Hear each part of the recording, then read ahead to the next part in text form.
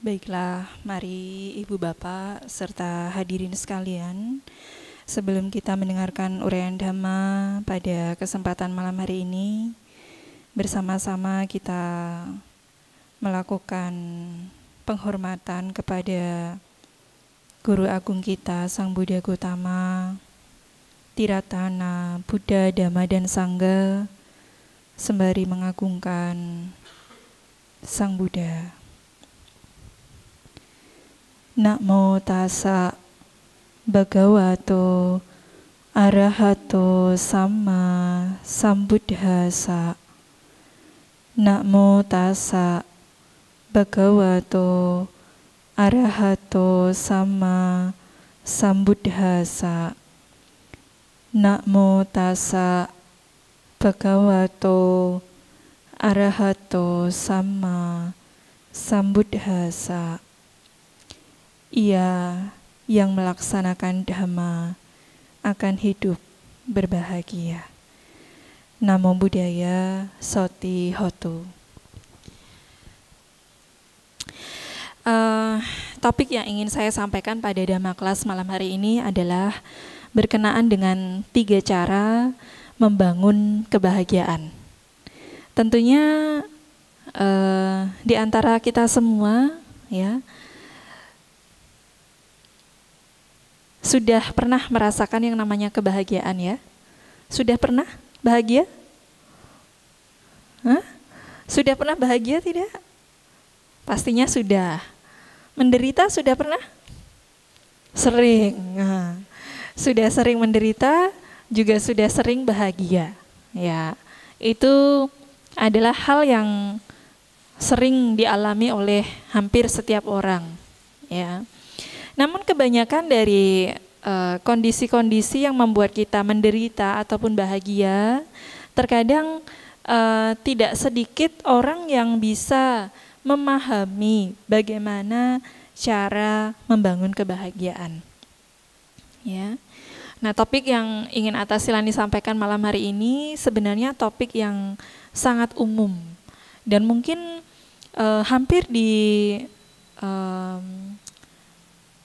semua kalangan masyarakat, ya, bisa menerapkannya dan bisa mengaplikasikannya dalam kehidupan sehari-hari kalau mereka mau, ya, syaratnya kalau mereka mau, ya. Nah, tentunya antara satu orang dengan orang lain, ya, kebahagiaan itu berbeda-beda. Ada orang yang merasa bahagia kalau orang ini sudah mencapai apa yang ia cita-citakan. Contohnya, bagi yang pengangguran, ya, berharap kalau yang sudah dapat pekerjaan bahagia. Ketika sudah dapat pekerjaan, dapat gaji yang sesuai, bahagia. Tidak cukup hanya dapat pekerjaan tapi gajinya nggak sesuai, juga tidak bisa bahagia. Atau bagi yang belum menikah, kalau sudah dapat pasangan, oh itu bahagia. Bagi yang masih belajar, sudah mencapai gelar tertentu dalam tataran pendidikannya, itu bahagia. Atau bagi orang-orang yang sudah mencapai gelar, pasangan dan lain sebagainya, memperoleh kekayaan, itu adalah kebahagiaan. Ya. Punya 1 rumah, 2 mobil, dan lain sebagainya, itu kebahagiaan. Tetapi apa ukuran kebahagiaan, ya, bagi setiap orang yang standarnya sama bagi orang-orang yang lainnya? Ya. Ada yang tahu ukuran kebahagiaannya? Tidak tahu? Berarti PR, ya? PR buat para pendengar malam hari ini, ya, buat ibu bapak. Ya. Nah, apa 3 cara membangun kebahagiaan yang Atasilani ingin sampaikan pada malam hari ini? Ya. Kalau seseorang, ya, mengharapkan kebahagiaan dalam kehidupannya, ya, di kehidupan sekarang, tidak perlu menunggu kehidupan yang akan datang ataupun kita mengharapkan kehidupan yang sudah kita lewati. Ya. Kita yang pertama harus belajar untuk mencintai diri kita sendiri. Mencintai diri kita sendiri. Ya. Semuanya mencintai dirinya masing-masing? Tidak, Atas Silani. Orang yang paling saya cintai adalah suami saya. Orang yang paling saya cintai adalah istri saya. Saya mencintai istri saya lebih dari diri saya sendiri. Kalau ada yang bilang seperti itu, saya bilang, lebay. Ya. Ya. Ngerti bahasa lebay enggak, Tante? Ya?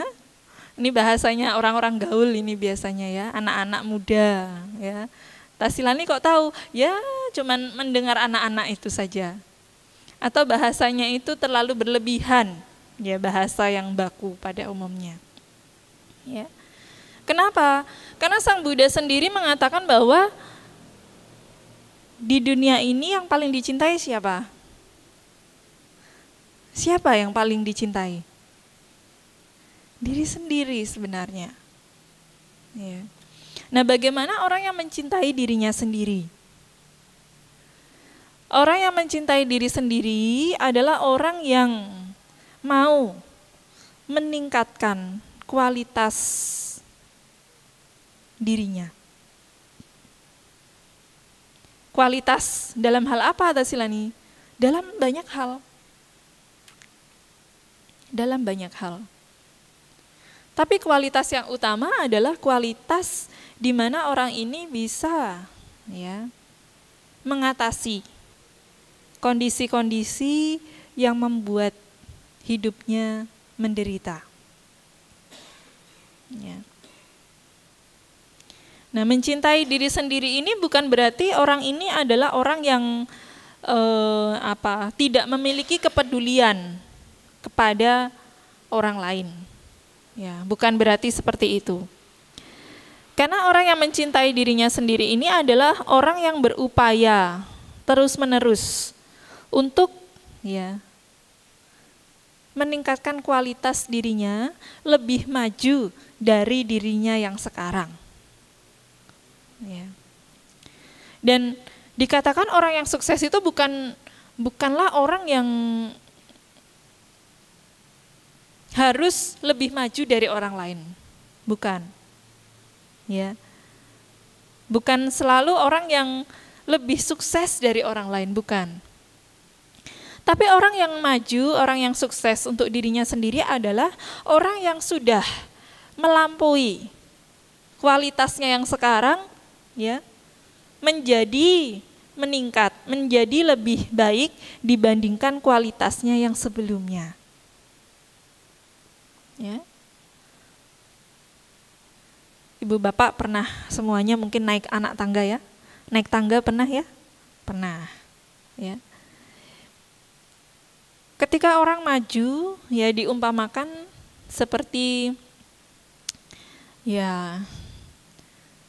contohnya kita yang saat ini berada di anak tangga pertama. Berjuang untuk mau berada pada anak tangga ke-7. Tetapi ada teman kita yang sudah mencapai anak tangga ke-4 atau ke-5, bahkan sampai ke-7. Ya. Bukan berarti kita harus berjuang ketika teman kita sudah berada di anak tangga ke-4, kita harus melampuinya sampai anak tangga ke-5, tidak.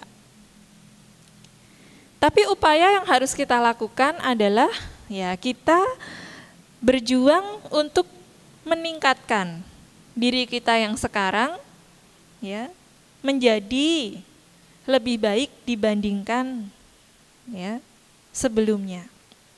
Kalau masih berada di anak tangga 1, berjuang untuk bisa naik ke anak tangga 2 dulu.